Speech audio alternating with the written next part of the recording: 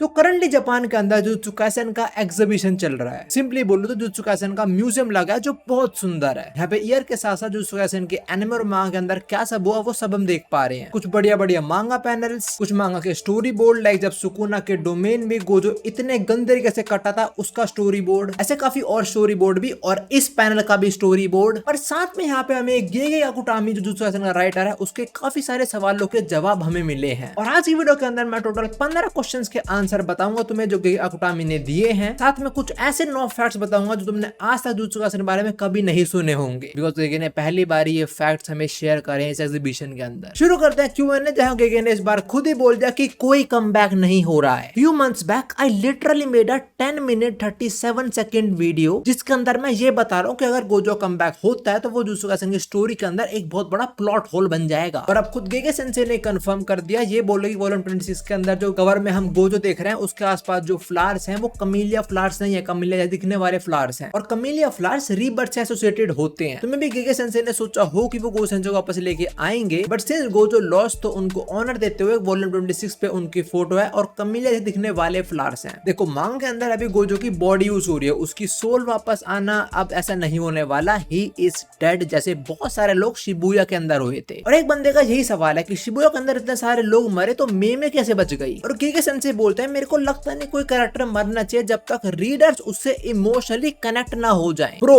What, Gege is a sick man. Gege simply बोल रहा कि वो किसी कैरेक्टर को नहीं मारेगा जब तक रीडर्स उससे इमोशनली कनेक्ट नहीं हो जाते, और जैसे हो जाता है इमोशनली कनेक्ट गेगे मार देगा उसको। भाई ये गेगे ने ना पक्का कहीं पे लिखा हुआ है कि अपने सारे रीडर्स को मेंटली टॉर्चर करना है मुझे। ऐसे तो हम सुकुना से इमोशनली कनेक्टेड है, वो मरेगा ही नहीं का साला। अब नेक्स्ट क्वेश्चन के आंसर के अंदर शायद से एक हिंट है जिससे हम बोल सकते हैं कि जुजुत्सु काइसेन के बाद गेगे याकुटामी एक और शोनन मांगा पे काम करेगा। सवाल ये है कि जो हिडन इन्वेंटरी आर्क है उसकी पॉपुलैरिटी से गेगे ने क्या सीखा। गेगे बोलता है गोजो और गटो तो फेमस है मुझे पता था, बट टोजी का इतना फेमस होना ये मैंने एक्सपेक्ट नहीं किया था। बट सिंस हम जुजुत्सु काइसेन के अंदर यूजी की स्टोरी फॉलो नहीं करते कि उसे होकागे बनना है, पायरेट किंग बनना है या कोई हीरो बनना है, इसलिए जैसे मैंने किसी और कैरेक्टर की मतलब गोजो की बैक स्टोरी कवर करी तो मांगा पे इतना इफेक्ट नहीं पड़ा। बट ये चीज जुजुत्सु काइसेन की वीकनेस भी है तो मैं अगली बार से ध्यान रखूंगा। ना वीकनेस वाली बात यह है कि अगर जुजुत्सु काइसेन के अंदर हम कुछ जूजी से रिलेटेड चीज नहीं देखते तो हमें इतना कुछ ऑफ फील नहीं होता। समटाइम जूजी से प्रोटैगनिस्ट वाली फील भी नहीं आती जो गेगे के लिए जुजुत्सु काइसेन की स्ट्रेंथ और वीकनेस दोनों ही है। और गेगे ने एंड में बोला कि वो अगली बार से ध्यान रखेगा इन चीजों के अंदर। सो इससे हमारे दो मतलब बनते हैं, आयदा जुजुत्सु काइसेन की स्टोरी के अंदर आगे जाके हम यूजी या कोई पास्ट का सीन देखेंगे जो स्टोरी के लिए इंपॉर्टेंट होगा, या फिर गेगे कोई नई मांगा प्रिपेयर करने वाला है जिसके अंदर वो मेन कैरेक्टर पे ज्यादा फोकस रखेगा। और जैसे गेगे ने इधर होकागे, पायरेट किंग और हीरो वाली बात करी, नेक्स्ट क्वेश्चन उससे ही रिलेटेड है। गेगे से पूछा जाता है कि ऑफिशियल फैन बुक के अंदर उसने बोला कि उसने ब्लीच और नारुतो का फर्स्ट एपिसोड एनालाइज करा है, तो इस पे वो और क्या बोलना चाहेगा। गेगे बोलता है नारुतो के अंदर नारुतो और कुरामा का रिलेशन उसको यूजी सुकुना या फिर यूटा रिका वाला फील होता है। लाइक स्टार्टिंग में नारुतो और कुरामा दोनों दूसरों को पसंद नहीं करते थे just like Yuji and Sukuna, पर एंड में आते आते नारुतो और कुरामा का भाईचारा उन टॉप वाला रिलेशन हो गया था just like Utah and Rica has. Like Utah और रिका में भाईचारा ऑन टॉप नहीं प्यार वाला, वैसे समझ लो। और जैसे ब्लीच के अंदर इचिको सोल रिवर बनाता है एक बहुत अनएक्सपेक्टेड इवेंट के अंदर, जैसे तुम्हें याद होगा रुकिया इंजर्ड हो गई थी और रुकिया ने अपनी पावर इचिको में ट्रांसफर करी थी और फिर इचिको सोल रिवर बना था, जो एक्चुअली में झूठ है।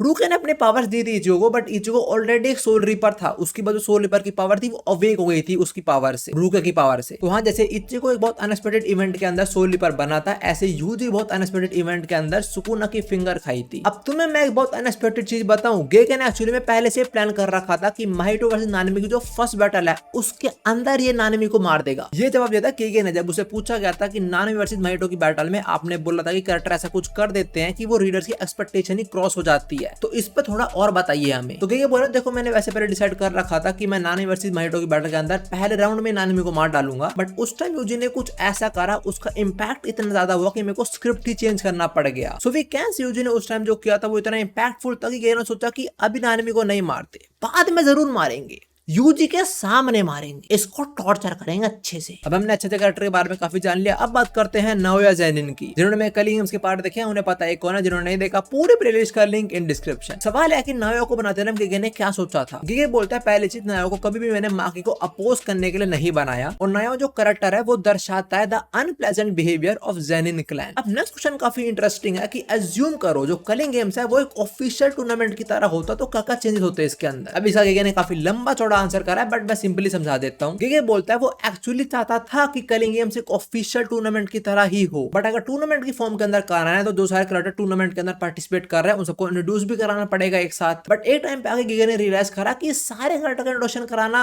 जरूरी नहीं है, पर जब तक गेगे को ये रियलाइज हुआ काफी लेट हो चुका था। तो कलिंग गेम्स ऐसे चलती रहे, ऐसे चली वो। अब नेक्स्ट क्वेश्चन है कि दूसरा संघ जो टाइम लाइन है वो बड़ी कॉम्प्लेक्स है, उसको ये कैसे मैनेज करता है। गेगे बोलता है मैं इन चीजों के अंदर ज्यादा नहीं सोचता, बस ध्यान रखता हूँ कि जो टाइम हो रहा है वहां पे उस लोकेशन पे और सारे क्रिकेटर्स कहाँ होंगे और यहाँ पे कौन कौन आसपास हो सकता है। बट हाँ वो ये भी मानता है कि वो इन चीजों के अंदर और अच्छा कर सकता है। अब इसी केस की तरह गेगे एक और केस के अंदर मानता है कि वो और अच्छा कर सकता है, और वो है कलिंग गेम्स आर्क। जब उसे सवाल पूछा जाता है कि जब वो कलिंग गेम्स आर्क को वापस से देखता है तब उसमें वो क्या नोटिस करता है, गेगे बोलता है वो रिग्रेट करता है for not integrating culling game rules in the battles. Like Gege wanted culling games के अंदर कुछ ऐसे रूल्स इंट्रोड्यूस होते जो फाइट्स के अंदर भी यूज हो पाते, बट एट द एंड ये आइडियाज यूज ही नहीं हो पाए। एंड टू बी ऑनेस्ट ये काफी अच्छा आइडिया था। लाइक लोग ऐसे रूल बना रहे हैं जो बैटल के अंदर यूज हो पा रहे हैं, उनको हेल्प मिल रही है उन रूल से, अच्छा लगता थोड़ा। और अब नेक्स्ट क्वेश्चन उससे पूछा गया शिबुया ड्रॉ करा, उसने क्या रियलाइज करा, और गेगे बोलता है वो काफी बार अंडरग्राउंड स्टेशन में गया वो जगह देखने के लिए। एंड ही आल्सो मेंशन्स कि उसने काफी टाइम स्पेंड करा गोजो की सील होने की परफेक्ट लोकेशन ढूंढने के लिए। बट हाँ गेगे बोलता है ज्यादा कनेक्टेड नहीं है शिबुया से, इसलिए तो थोड़ा ज्यादा टाइम लगा शिबुया ड्रॉ करने में। अब थोड़ी बात करते हैं हमारे ट्रियो की, जहाँ पे गेगे से सवाल है कि वो कितना डीपली डेवलप करता है बैकग्राउंड और हिडन डिजाइन हमारे ट्रियो का in terms of their character development. और गेगे बोलता है मैं जो रफ आइडिया रखता हूँ, ज्यादा डिटेल में नहीं जाता। जैसे तो दोबारा के लिए सोचा था कि फैमिली का थोड़ा सीन वगैरह डाल दूं ऐसे केस में। यूजी के लिए मैंने बस वो चीज सोची जो स्टोरी के अंदर नेसेसरी थी, जैसे कि स्कूल के अंदर सुकुना की फिंगर कैसे आई। और मेगुमी का सीन थोड़ा अलग है बिकॉज गेगे बोलता है मेगुमी का सीन एक डेथ बैटल से रिलेटेड है। Now I see why Megumi suffers a lot. अब एक सवाल जो बहुत कॉमन है और बहुत सारे लोगों के माइंड में आता होगा कि जे के जीरो के अंदर यूटा मेन कैरेक्टर था, पर जे जब सीरीज आई तब यूटा मेन कैरेक्टर क्यों नहीं रहा, यूजी क्यों बन गया। और ये भी ठीक है चलो, बट यूटा फिर इतना लेट इंट्रोड्यूस क्यों कराया गया और गोजो इतना जल्दी आ गया इसके अंदर। जिनको नहीं पता जुत्सु काइसेन जो मांगा है उसके आने से पहले जुत्सु काइसेन जीरो इंट्रोड्यूस कराई गई थी एज वन शॉट, जिसके अंदर मेन प्रोटैगनिस्ट हमारा यूटा था। तुमने देखी है जुत्सु काइसेन मूवी जीरो की फॉर्म में, तो तुम भी सोचते हो जुत्सु काइसेन जीरो के अंदर यूटा मेन कैरेक्टर है और सीरीज के अंदर यूजी, ये सब क्या हो रहा है भाई। ठीक है बोलता देखो पहले चीज गोजो शुरू में आना ही था, वो मेरा प्लान था, वो यूजी को गाइड करना था। और मैंने सोचा गोजो के बाद यूजी और कैरेक्टर से मिलेगा, बट मेरे एडिटर ने बोला कि अगर हम अभी यूटा को ऐड ही नहीं करें तो। और गेगे को ये आइडिया अच्छा लगा, इसलिए उसने यूटा को एकदम से नहीं थोड़ा आराम से इंट्रोड्यूस कराया। और गोजो को लाना तो बनता था, Gojo is like all might, Gojo का ना होना is like MHA without all might. तो देख लो गेगे को मालूम है कि कितना वेट होल्ड करता है गोजो जुत्सु काइसेन के अंदर। अब एक इंटरेस्टिंग सवाल कि जो अटैक ब्लैक फ्लैश है वो आया कैसे। नया क्वेश्चन सही में काफी इंटरेस्टिंग है। मैं सोचता हूँ कि जो और मेन कैरेक्टर्स हैं उनके जो अटैक्स है जैसे कि कामेहामेहा, रासिन शुरिकेन या रासिंगन, वो कैसे सोचा राइटर्स ने। खराबी में ब्लैक फ्लैश के बारे में पता लगने वाला है। और गेगे बोलता है कि जो मेरे उस टाइम एडिटर थे उन्होंने बोला कि उनको चाहिए यूजी को फाइनल अटैक। वैसे तो गेगे को ये चीज ठीक नहीं लगी, बट स्टिल उन्होंने डाइवर्जन फिश डाली, फिर ब्लैक फ्लैश ऐड हुआ। बट हाँ गेगे ने ये सोचा कि वो ये टेक्निक सिर्फ यूजी तक नहीं रखेगा। तभी हम देखते हैं काफी सारे कैरेक्टर्स ब्लैक फ्लैश यूज कर पाते हैं यूजी के अलावा भी। और जैसे हर कोई ब्लैक फ्लैश यूज कर सकता है, ऐसे एनिमी भी यूज कर सकते हैं, जिसकी वजह से स्टोरी के अंदर और टेंशन बढ़ जाती है। जैसे ब्लैक फ्लैश डेवलप हुआ एक फाइनल अटैक की तलाश में, ऐसी नेक्स्ट क्वेश्चन है कि जो स्पेशल अटैक्स मारते हैं उनके अंदर जो इंपैक्ट फ्रेम होते हैं वो बनाना जरूरी होते हैं क्या। और क्या बोल रहे देखो मैं इतना बना देता हूँ कि वो स्पेशल मूव कूल लगे, ज्यादा मैं सिरदर्दी नहीं पालता इसके अंदर। अब एक बहुत मैसिव कंफर्मेशन कि नोबारा इज गॉन। काफी लोग बोलते हैं शिबुया के अंदर मे बी नोबारा बच गई हो एंड ऑल, बट नहीं बची वो। गेगे से पूछा गया कि उसने माहितो वर्सेस यूजी की जो लास्ट बैटल है वो ड्रॉ करते हुए क्या सोचा था, तो उसने ये बोला कि मैंने पहले सोचा हुआ था कि मैं इनकी बैटल को शिबुया के अंदर खत्म करूंगा और नानेमी को यूज करूंगा इनकी बैटल को ट्रिगर करने के लिए। तो या ऐसे सोचा हुआ था कि नानेमी तो मरेगा ही मरेगा यहाँ पे। एंड आगे वो बोलता है कि मैंने नोबारा का सोचा हुआ था कि मैं उसको भी यहीं लपेटने वाला हूँ। सो सब कुछ पहले से प्लान था इसका। तो हम इसी थे कुछ 15 क्वेश्चन जिनके हमें आंसर मिलेंगे से। अब कुछ फैक्ट्स जो रिवील हुए वहां पे तुम्हें सुन के हैरानी होगी, but actually Megumi was supposed to be the main character और उसकी बहन पार्ट 1 के अंदर होनी थी। बट गेगे को लगा कि ये बोरिंग हो जाएगा बहुत, इसलिए उसने ड्रॉप कर दिए। बट अगर ऐसा होता तो गेगे के हिसाब से यूजी एक साइड कैरेक्टर होता। ओ वेट, वो तो अब भी है और वो मेगुमी की हेल्प करता है। एंड ऑल्सो उससे बहुत कम रिलेशन होता सुकुना से। एंड ऑल्सो इस वाले वर्जन के अंदर भी चोसो यूजी ब्रदर होते, बट जोसो यूजी को मार के उसकी प्लेस ले लेता। देखो ओरिजिनल मांगा के अंदर भी थोड़ा ऐसा ही है, दोनों भाई तो हैं, बट ओरिजिनल के अंदर जोसो मर जाता है अपने भाई छोटे भाई को बचाते हुए। एंड ऑल्सो जो स्टोरी होती है इसके अंदर मेगुमी मेन कैरेक्टर होता है, उसके अंदर नानमी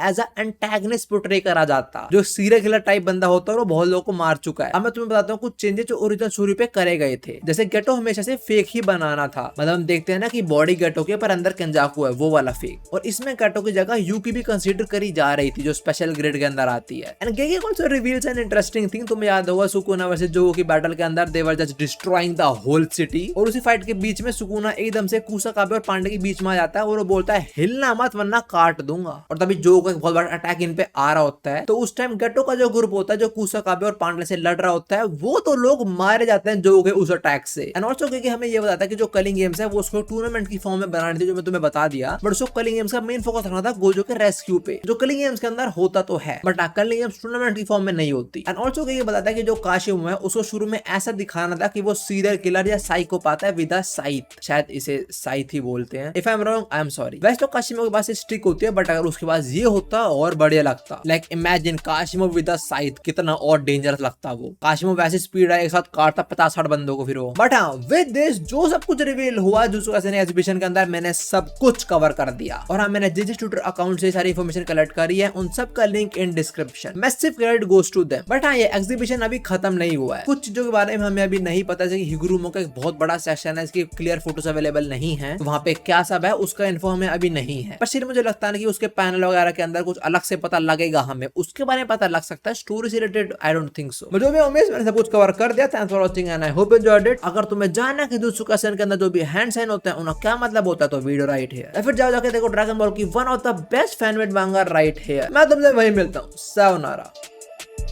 वैसे जितना मुझे पता है यूजी इसे खाता नहीं, like he sucks this. Yuji तो इतना बड़ा सक कर लेता है, क्या बात है भाई, टैलेंट। अरे वाह, मेन कैरेक्टर की नई पावर पता लग गई मुझे, सक करना।